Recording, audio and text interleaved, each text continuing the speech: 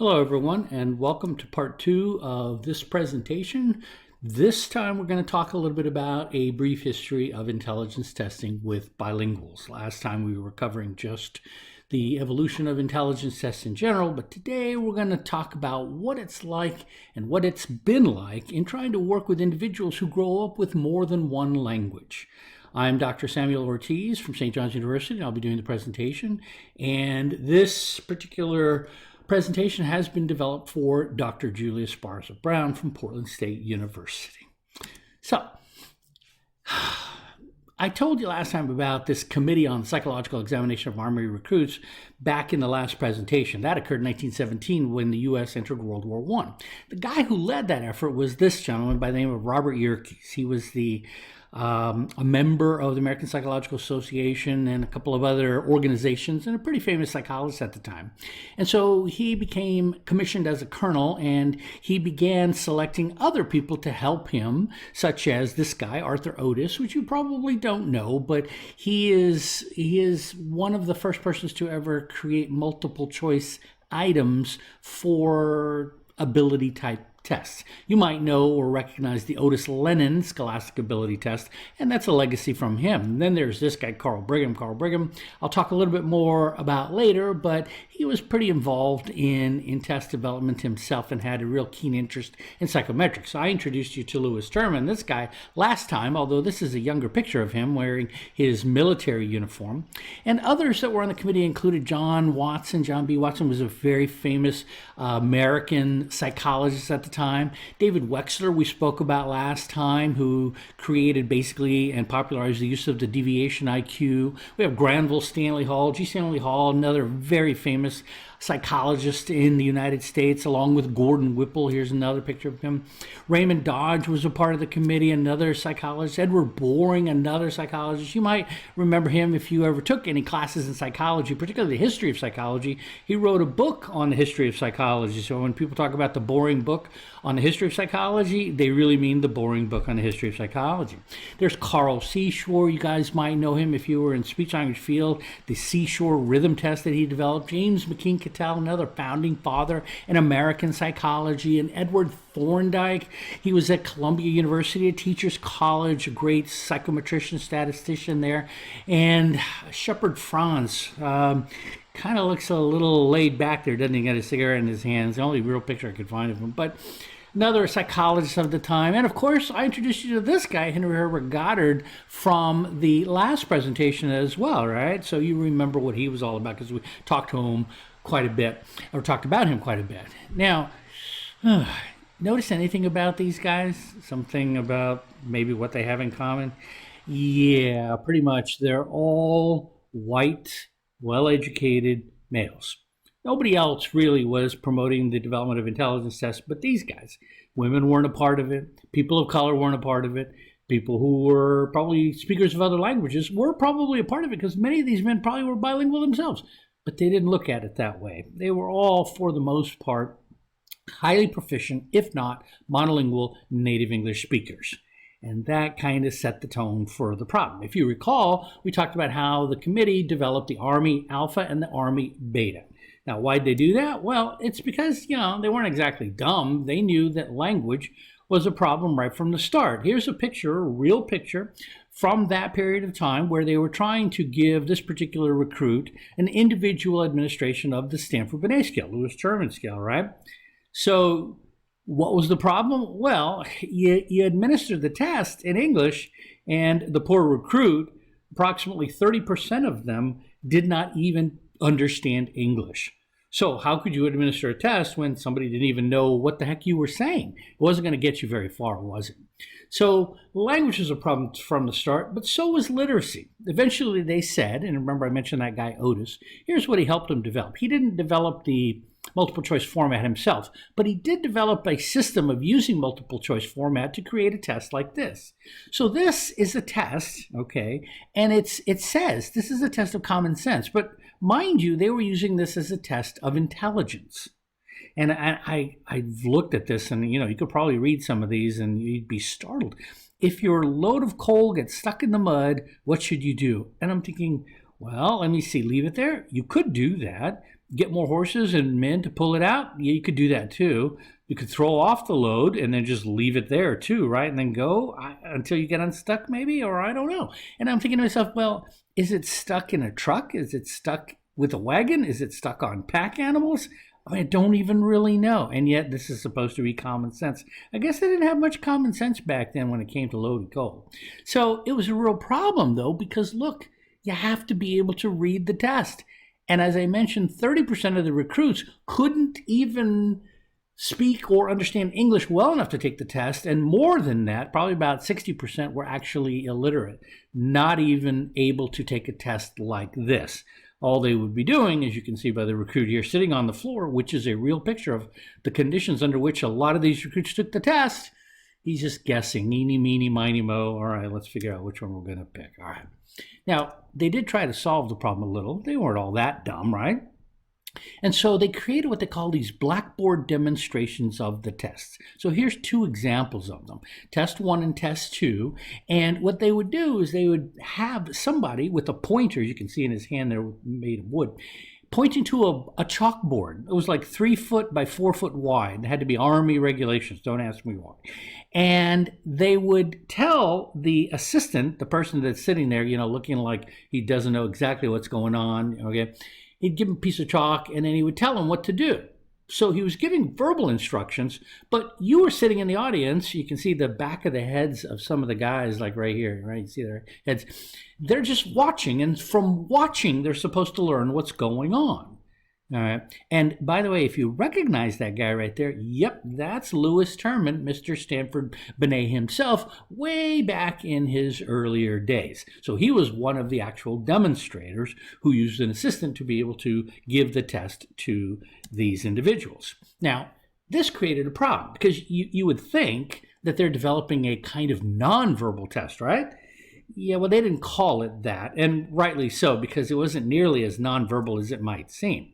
Here is a test, for example, in which they gave the demonstrations, and I want to show you kind of what it looks like. I have to get my white pen here to be able to do this. So let's go through it, all right? Now, here are the instructions. I'm going to put them on the screen for you, right there. This is test 6 here. Look, a lot of pictures. Now, there are 150 men sitting in the room, all speaking different languages, and just because Terman says to you, this is test 6 here, look, a lot of pictures, you're now supposed to be focused, engaged, attentive, and figure out what's going on. And then he says, now watch, as if you could understand that too. And he points to where the hand is, and he says to the demonstrator, his assistant, fix it. That's all he says. The demonstrator was required to do nothing at first, but look puzzled. Whatever that might look like, all right, non-verbally. Then the examiner would point to where the picture of the hand was and to the place where the finger was missing, and he would say to his assistant, fix it, fix it. Because, I mean, it's kind of funny to me, but I'm thinking they might have been, under the impression that repetition increases comprehension. So if I just keep saying it enough times, you're eventually going to get it. But at that point, the demonstrator was supposed to then go, aha, in his mind, and go in and draw the finger, kind of like this. I'll draw it in there for you. All right. Then the examiner would say, that's right. And he would then point to where the fish was and the place for the eye, and he would say, fix it. Okay, I really thought he should say, fix it, because if it worked the first time, why not do it again? But then the demonstrator this time wouldn't hesitate and would go ahead and draw in the eye on the fish. And then the examiner would say, fix them all. And the demonstrator would just, go up there and say, well, I guess that guy's missing his pipe stem right there. This over here is the kettle. It's missing its handle right there. And then this hinge is not missing a screw. It's just missing the hole for the screw right there. And then this is not some kind of postmodern table. It's just missing really, literally a leg right there. And after the demonstrator had now finished, Terman would say to everybody, remember, 150 men just sitting there, just watching, not understanding what's going on, other than a guy is just drawing some drawings on the board. And he would say, all right, go ahead, hurry up. And from that, you were supposed to understand that the paper that was on the easel in front of you needed to be turned over now, and you were to begin the test and to complete it. And what did that test look like? Well, it looked like this. So let me get my black pen out here so that I can show you what's supposed to happen.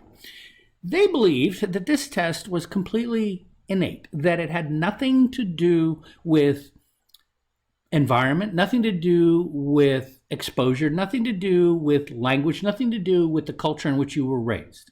Now, I could see that perhaps, with the missing mouth here. And notice the instructions were fix it, fix it. Not really what's missing, because it's not a matter of fixing things, is it? It's more of what's missing. So the mouth is missing there. Of course, the eye is missing in number 2 and the woman's eyebrow there. And then the nose is missing in number 3. So this is all pretty, oh, that's not very good. Let me fix that, because I don't want her to have a nose look like that. Come on, let's make a nice, okay, that's not good either. All right, well, whatever. I'm just going to write nose. Okay, nose is going to go there. Then the spoon, and then we come to what should be something that is universal, that everybody should recognize that as a house, because all houses look the same in the entire world, don't they? All right, well, so what's you're supposed to fix here? It's not really fixed, is it? What's missing is not what needs to be fixed. It's this. The chimney is there. Because we all know that houses need a chimney to let the smoke out from the fires that we build to keep us warm on those cold, frigid, tropical nights in the Caribbean where I come from, All right. Then the poor bunny might have his ear flopped behind him, but no, you got to draw it there. And then we get to the electric light bulb. This is 1917. Edison had not yet gone around and wired the entire world. You could come from a place in the United States even that did not have electricity. So how would you know what was missing? In fact, how would you even know how to fix this if you didn't even know what it was? And for those of you who have never seen them in your entire lives because you guys are too young, it's the filament that's inside. You're used to LED bulbs now. I don't even have them. Of course, the stamp is missing here, probably even the return address, okay? The strings on the violin, because we all take, music lessons when we're in 4th grade. And then we get to 2 of America's favorite cultural icons. How could they keep this off the test anyway? Guns and knives, right? Got to be on the test. So what's missing on the knife in number 10 there? I'll let you guys look around for it, but I'm telling you, you're probably never going to find it. And no, it's not the corkscrew that is missing here. Okay, well, yeah, technically that is missing, but that's not the right answer. You know what's missing? Look to the right of the handle of that knife. You know what's missing? It's that right there. Let me do that again because it didn't come out. Right there. Yeah, a little rivet. The 3rd rivet is missing. And we all know that, a knife has to have that 3rd rivet there. Otherwise, it's going to fall apart in your hand. Somebody tries to attack you with that knife, you're going to be going, oh, please get away from me. That thing's going to hurt you more. It's going to hurt me, right? And then, of course, what's missing on the gun? Kind of hard to see, but not too hard. It's the trigger. And once again, how would we know that unless you'd seen a gun? Because guns aren't exactly ubiquitous around the world either, even in today in modern times. But somehow you were expected to know if the gun didn't have a trigger, then it wasn't something that was going to hurt you, right? Okay, but maybe you learn that after you've been mugged 7 or 8 times in Lower Manhattan, living in Little Italy in 1917, and then you know somebody coming at you with a gun that doesn't have a trigger is really a joke, and you laugh them off and say, get away from me, forget about it, because that thing ain't going to fire, right? All right, and then the pig is missing his tail, the crab's missing one leg, the cat is missing his shadow. That's assuming, of course, that's the sun. And then we come to 2 apparently universal sports, one being bowling, and you had to draw the ball in the guy's hand. If you drew the ball on the lane over there, they'd say, nope, that's wrong, because clearly the guy's in a position where he hasn't released the ball yet. Yeah, we all know that because we all go bowling back in 1917. And then we all know that when we go play tennis at our country clubs on Sundays, we need a net, don't we? Yeah, because we all go play tennis at our country clubs on Sundays, don't we? And then the doll, hard to see, but she's actually missing her arm here. It's not inside her sleeve. The phonograph, patented by Edison in 1878, I believe, somewhere in there, had not yet become a household item. And it's missing the bell. Most of you probably wouldn't even know that. It's basically a passive amplifier, like a horn that amplifies the sound. The woman is missing the reflection of her hand in the mirror. Some of you know that's a mirror, not her sister. And of course, the diamond in the playing card is missing because all playing cards must look the same all around the entire world. So as you can see, despite their efforts, English language development and acculturative knowledge acquisition remained a big part of what a test might measure. Now, this was still a problem, and they knew it was a problem. They couldn't fix it. Eventually, they just blamed it on immigrants. Now, how did they know it was a problem? You would think they'd do something about it. Well, if you look at this chart here, number 1, at the very bottom are a couple of statistics right down here, all right? average overall score for native English speakers on beta, like the test that I just showed you. If you were a native English speaker, your average score was very superior, grade A. Ooh, boy, that's good enough to put you in the officer corps. Lucky you, right? But if you were a non-native English speaker, your average score on those very same tests was a 77.8, which puts you in the category of average, grade C. You are going to be an enlisted man. Yep, you're going to be right up at the front with the rifle there. So they thought to themselves, all right, why are these native English speakers, monolinguals, outperforming these bilinguals, non-native English speakers? And they thought maybe it just had to do with lack of intelligence, right? So they tested that premise by giving a bunch of these non-native English speakers, like I showed you in the picture before, the Stanford Binet, an individually administered intelligence test. And what did they find? Well, before I show you exactly what they found, they did something very interesting. First, they set the average mental age, as you can see, at 13 years. That's from the Stanford Binet. Goddard's test, if you recall, was set at 16 years mental age, but that meant that 50% of all men that they tested would likely have fallen in the below average range, and they didn't want to tell Congress that basically there were that many unsuitable men in the United States, so they backed it down to 13, which put it at about maybe 16%, maybe 20%. 1 in 5 was okay. 1 in 2 is too much. And remember, these were all men. So if it had been women doing this, they probably said, yeah, that's about right. 1 out of every 2 men's a moron. Let's leave it at that. But they didn't. But that's not what's important. What's important is at the bottom. You see, they grouped them. They said, let's put our immigrants together in groups from 0 to 5 years here, 6 to 10 years living in the U.S., 11 to 15 living in the U.S., 16 to 20 living in the U.S., and those living here 20 plus. And let's see how they do. Now, when you stratify a variable like this into groups, you do so because you think the grouping is important. Okay? Did they think the grouping was important? Yes, they did. And they thought years of residence must be important. And you know what? It is, because this is what they found. If you were here 0 to 5 years, your average score was 11.29, which puts you effectively in the moron range. If you were here 6 to 10 years, you were average age 11.7, average mental age 11.7. That puts you in the, I guess maybe the imbecile range, right? 11 to 15 years, 12 and a half. Good, but you're still a moron, all right? 16 to 20 years, you're now average. You're normal. 20 years plus, the highest of all, 13.74. And you can look at this and you know exactly what this shows, don't you? You know exactly what it shows. It shows that basically the longer you live in the United States, the smarter you get. Okay, yeah, that's technically not really what's happening here, but that is a correct interpretation. Why would you get smarter from living in the United States? Well, we just saw that on the other test. When you've been here long enough to be, mugged and held up at gunpoint 7 or 8 times, you pretty much figure out guns without triggers really aren't going to do you any harm. Neither are broken knives, are they? Okay? You learn these things. You see street lights. You see in the store window a phonograph. You might not know what it is, but you kind of can see what it's like. You learn. You acquire knowledge. You gain proficiency in English. All of those things are happening. Your development increases. Now, do you think they saw that? No. I mean, I think they did. I think Ortiz did, but he didn't write that. And it wasn't until later when one of the guys working with him, the guy I mentioned before, Carl Brigham, comes up and says, hey, I think I have the answer now. And he publishes it in a book he writes 2 years later in 1923 called A Study of American Intelligence. And this is what he says. He says that basically the immigrants who came here 20 years ago, they were the smartest immigrants of their country. So they jumped in the boats, came to the U.S. And then the next 5-year period, the people that were left there were the next smartest group. So they decided, now it's our turn. Let's go. We jump in the boats. We go to America. And then the country, which has been run by morons, because they're the only ones left in the country, they see those empty boats in the harbor and think to themselves, during this 5-year period, must be our turn. Let's go to the United States. Boom. And they immigrate, right? Then the people that are left, are essentially the imbeciles and the idiots. And what do? They say, hey, my 5-year period is up now, so it's my turn. I'm going. And then finally we have the lowest of the low, the least intelligent people somehow figuring out that it's their turn during this 5-year period to come to the United States. That's exactly what Brigham said. He said that essentially the intelligence of the more recent immigrants was declining, so much so that if we didn't do something about it, we're going to have people coming to our shores in a coma. We'd have to fish them out with a net from New York Harbor.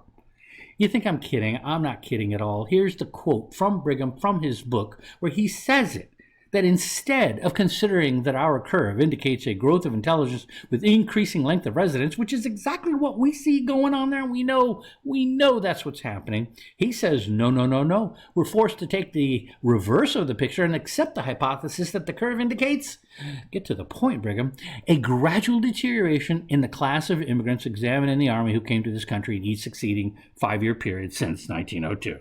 There you have it. The average intelligence of succeeding waves of immigration has become progressively lower. Yeah, well, that doesn't bode well, does it, for people who are bilingual like me, or perhaps like you, from being tested? Because we didn't catch a break here, not a single one. And they didn't stop there, okay? They knew there was a problem. They couldn't fix it, so they blamed immigrants, as you can see on this page, but that didn't stop anything.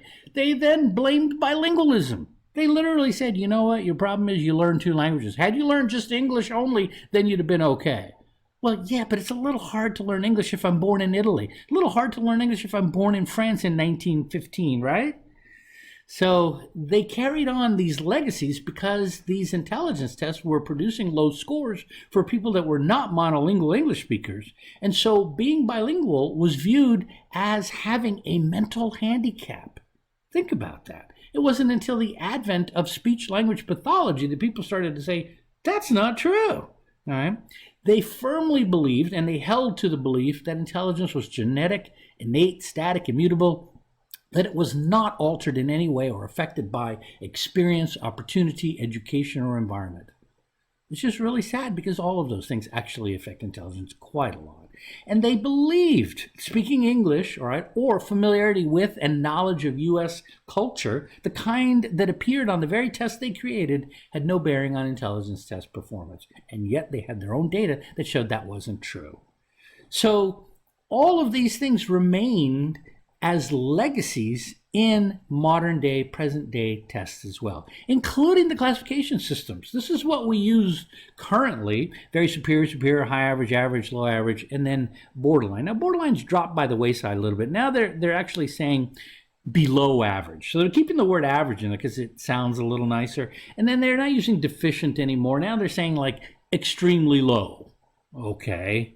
Or extremely below average. Yeah, I get it. But where did these terms come from? I mean, look at this. Back in 1917, 1918, they were using a system that looks awfully familiar with precocious at the top. So rather than calling them very superior, we used to call them precocious. Now, it's in the common vernacular, so we use that term all the time. Superior remains a category. 130 plus IQ, superior. They just called everybody who was average back then normal. So that took care of high average, average, low average. Didn't worry about being politically correct, so it doesn't really matter. Then they had borderline, which again only went by the wayside really in the last 5 to 10 years. But below them were the morons. This was a term that Henry Herbert Goddard actually coined, and I mentioned that in the other presentation. But that wasn't the lowest of the low. Below moron was a group called imbeciles. Yeah. Not as functional as a moron. And below the imbecile, the lowest of the low, were actually individuals known as idiots. Yeah. You see, somebody might have cut you off while you were driving today, and you probably called them a moron, got really angry at them. But you know what? If you really want to insult them, next time they cut you off like that, call them an idiot so that you don't give them too much intellectual credit. Anyway, not much changed for a very, very long time, except that in psychology, very few people really understood that bilingualism was not the problem. And in fact, people didn't even understand that bilingualism can actually help you do better cognitively and academically. Within the last 20 years, a great deal of research by people like Ellen Bialystok coming out showing the benefits of being bilingual, cognitively and academically. And academically, I think is very, very important because these are the Thomas and Collier data from 1997 and 2002. Very large-scale data, but what's important about them is what they really showed. And as you can see, the achievement trajectories of kids from kindergarten through 12th grade are vastly different depending upon the type of program that they're getting. So which programs produce superior outcomes academically? Those that are called simultaneous or additive bilingual programs. Which programs produce the worst outcomes academically? those that are called sequential or subtractive bilingual programs, like content-based ESL and ESL pull-out. Why? Because the top ones, the ones in blue, simultaneous programs, okay, additive programs, do not ignore the language development in the heritage language that children bring in. And that's where we go wrong. When we test individuals without regard to the language development they have in the language we're trying to evaluate them in, we go awry. And that creates big problems. And by the way, the PLUS model, available on the diceplus.org website as a resource, is a great example of an approach that capitalizes on the use of the heritage language to support reading acquisition in English. It is very consistent with this type of research because it does not ignore language development, but in fact builds it in to the instruction that children need. All right? Now, you would think that, okay, wasn't it 100 years ago that we were dealing with this problem? Yes. Hasn't everything been resolved now? No. You see, we do a whole bunch of new things that people think work, but we just fool ourselves, like using interpreters. Now, sometimes, I will admit, sometimes we have to use an interpreter because there is no other way to communicate with the individual. But using an interpreter is a non-standardized procedure, which undermines the psychometric properties of the test. If you want to generate valid data that you can interpret, that is, test scores themselves, you can't actually do that with the use of an interpreter. So when you use an interpreter, and I know that there are situations where you're going to have to, you have to be very careful so that the type of data you're collecting isn't dependent upon test scores because you're not going to be able to validate them. And then there's all kinds of testing the limits, modifications, working around language, whereas interpreters try to bridge to another language. Now we just try to work around the language. Well, when you extend the time limits or eliminate them altogether, when you repeat the questions even though you're not supposed to, when you accept responses in a language that is not the language of the test, okay? When you do all these kinds of things in administration or scoring of a test, you're violating standardization protocol, and what happens to the results? They become invalid. It just doesn't change anything, does it? And so I'm not saying we shouldn't be doing these. I'm just saying sometimes we have to be careful when we do it. And there are better ways and procedures and methods where we can change the sequence of evaluation that might be helpful. I think personally that doing any of these things right at the beginning is where you're going to get into trouble. You have to wait until they become justifiable for you to be able to defend them. Nonverbal methods, that's just doing what the Army tried to do. Did that work really well? No, it didn't work really well. Is it going to work really well ever? Well, only as long as you're interested in measuring things that are not verbal. But language is at the center of evaluation of English language learners, literally at the center. It accounts for 25% of the variance in academic achievement. That means we can't ignore it. And we can only measure a few abilities non-verbally. Try telling or try asking a speech-language path, hey, what nonverbal test do you use to measure language? They'll just laugh at you.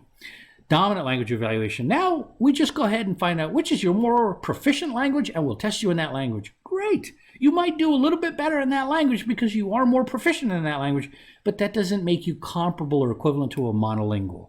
Big mistake that we make here, thinking that automatically generates valid results. And then, what about native language testing? Oh, yeah, we've developed tests primarily in Spanish.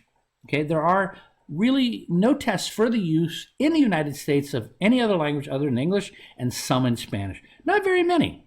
We haven't gotten very far with this. And you know what the problem is? Even when we're working in another language, it also assumes that the examinee is monolingual. And they're not monolingual in that language. The moment you are bilingual, you are not a monolingual of either language.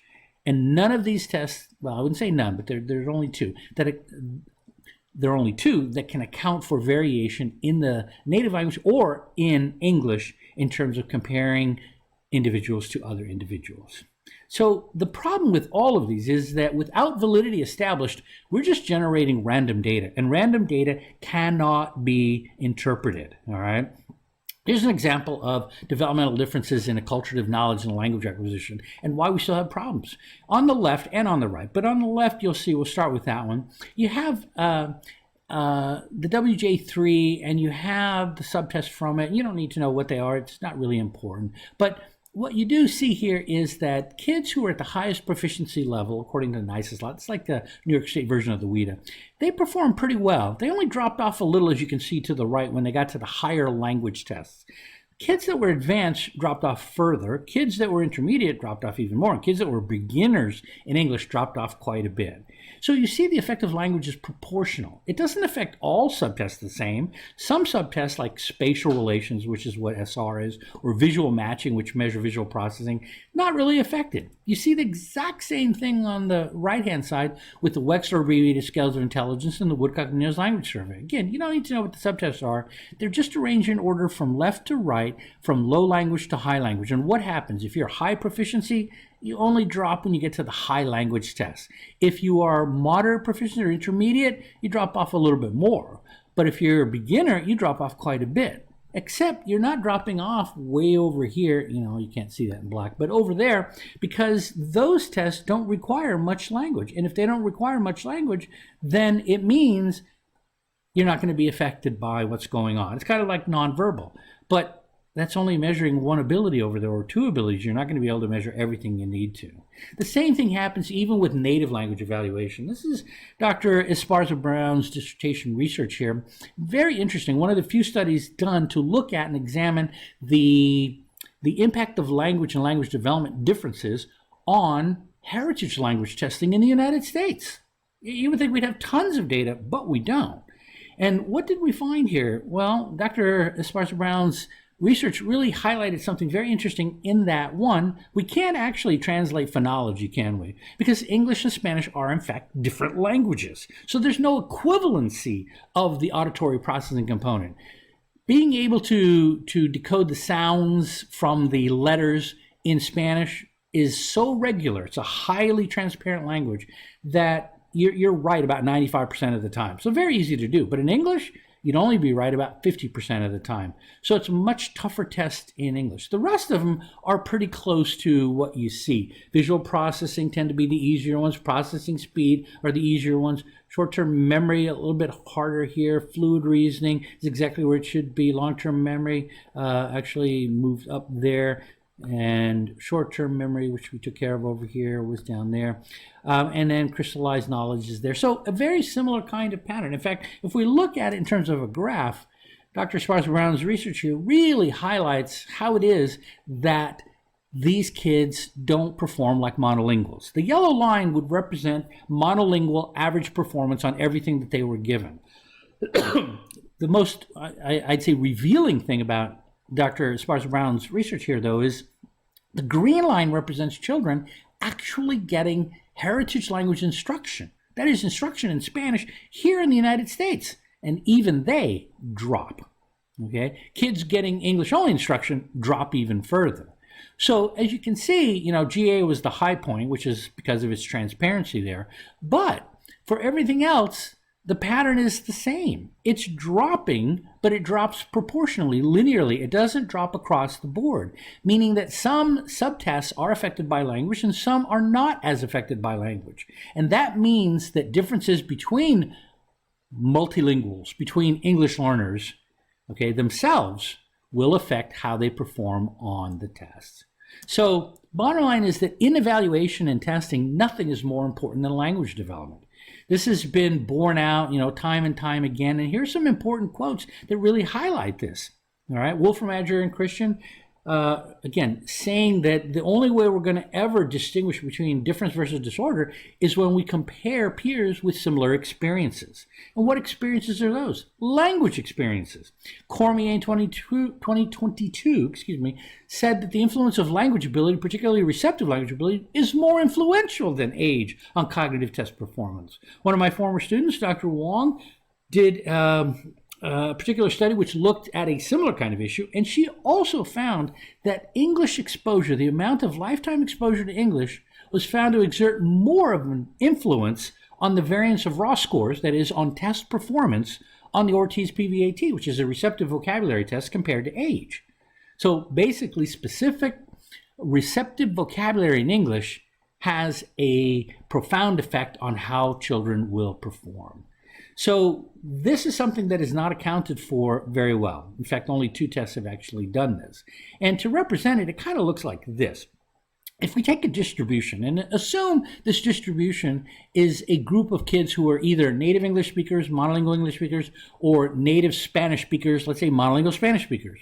Well, neither of them are going to be the correct group for 2 kids, let's say Chesito here and Panchito here, who are English learners, let's say they're 2nd grade, 7 years old, and they've been in the U.S., maybe their whole lives, or it doesn't matter, but they started school and that's when they started learning English. They've only been learning English for 2 years. So this group, which has been learning English for 7 years, is not the appropriate comparison group. We need a better comparison group that is made up of people that are bilingual, who've been learning English for the same amount of time, who are of the same age as Chesito and Panchito, and look what happens. Rather than looking at both of them as potentially having a disorder, only Panchito at the 9th percentile looks like he might have a problem. Chesito is right at the 46th percentile. And now we know that that's a difference, not a disorder. So we need this true peer comparison that controls for language. And the only problem is that even today, in 2024, and I could probably say this in about 5 more years, maybe even 10 more years, there are only 2 tests that give you true peer comparison. One is called the BESA, the Bilingual English-Spanish Assessment, by Elizabeth Pena. Dr. Pena is a very good friend and colleague of mine. And her group created a test for English-Spanish speakers, which includes, as you can see right there, monolingual Spanish monolingual English norm sample, and on this side, a monolingual Spanish norm sample. In between, you have 3 different norm samples that are stratified on the basis of how much language they have. The bilingual dominant English speakers have more English than they do Spanish. The bilingual dominant Spanish speakers have more Spanish than they do English development. And the kids in the middle have approximately equal development. Now, the test is limited in this case from age 4 to 6'11" because it's a preschool transition test, but it is one of the only tests that allows you to be able to evaluate the abilities of English-Spanish speakers. It won't help you with speakers of other languages, but at least it shows you the template that you can control for differences in language development. The only other test that does something similar happens to be yours truly, mine, the Ortiz Picture Vocabulary Acquisition Test.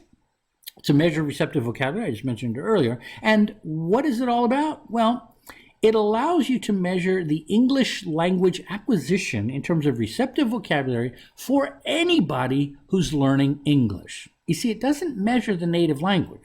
Okay, not that that's not important. It's just that if we were trying to create a test that we could give to all English learners, irrespective of the first language they learned, we just wouldn't be able to make that happen by trying to sample 350 different languages. We did sample 53, but we did it in service of ensuring that we capitalized on English language development because that's the one thing they all have in common. In fact, the test has 2 norms, just like the BESA. We only needed 2.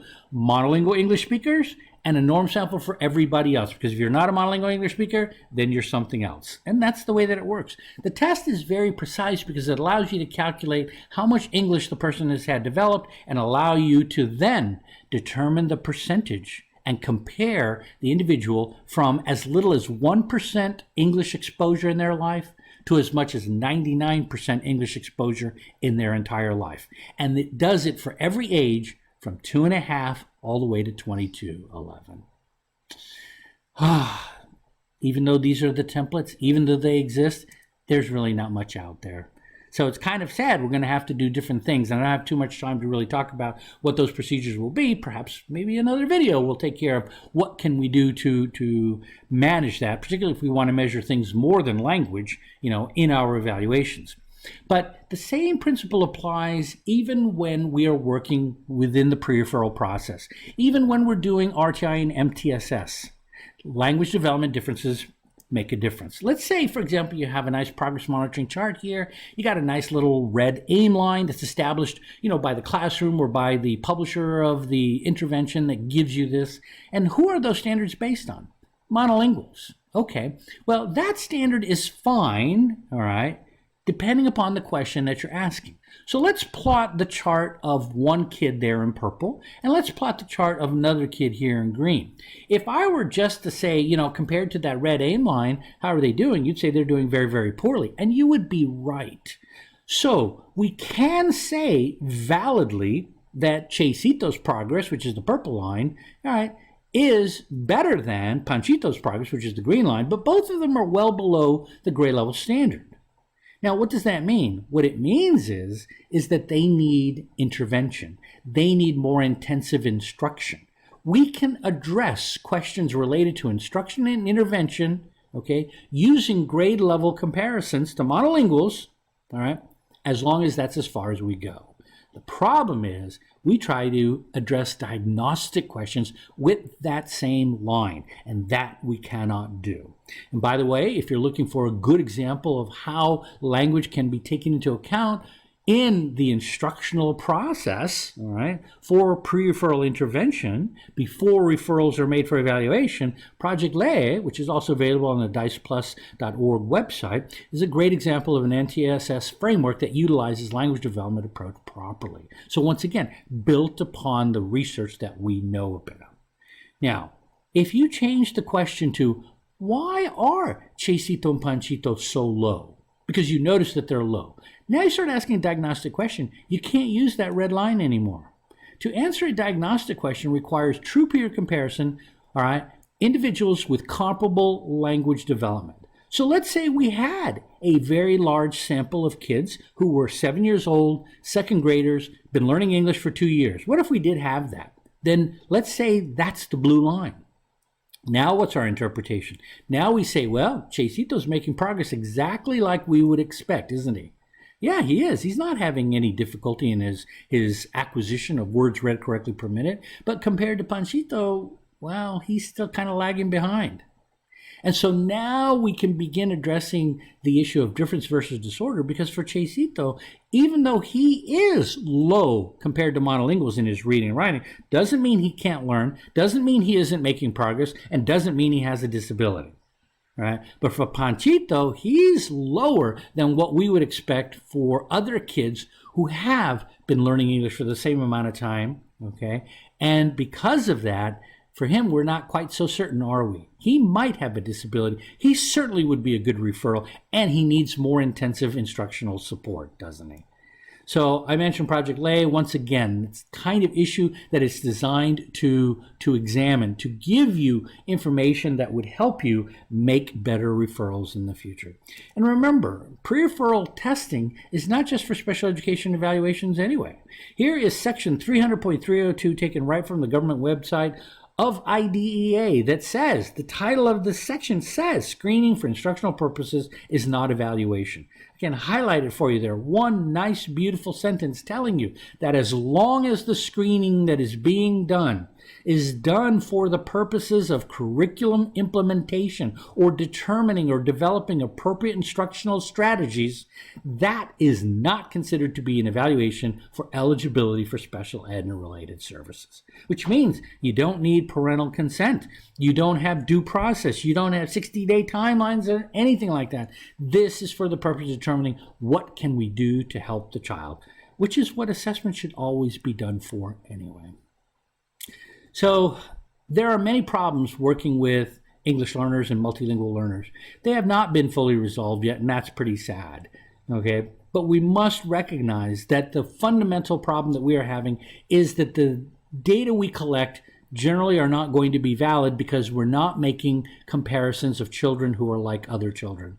It would be no different than saying, I'm going to take a 5-year-old and use 10-year-old norms. Nobody would ever do that. But with English learners, multilingual learners, we do that all the time.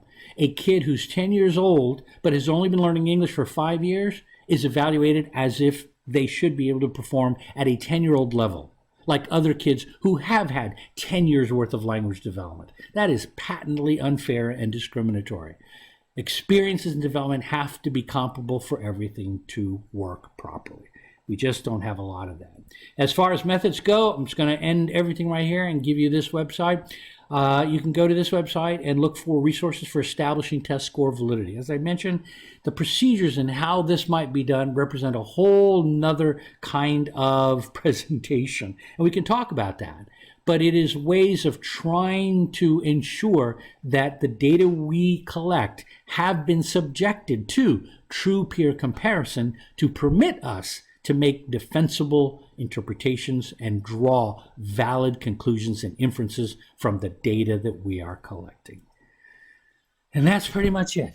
Thank you very much. This presentation, again, has been brought to you or sponsored by Dr. Julia Esparza Brown. If you have any questions, you're able to direct your comments or questions to her at the following email address. Once again, thank you very much.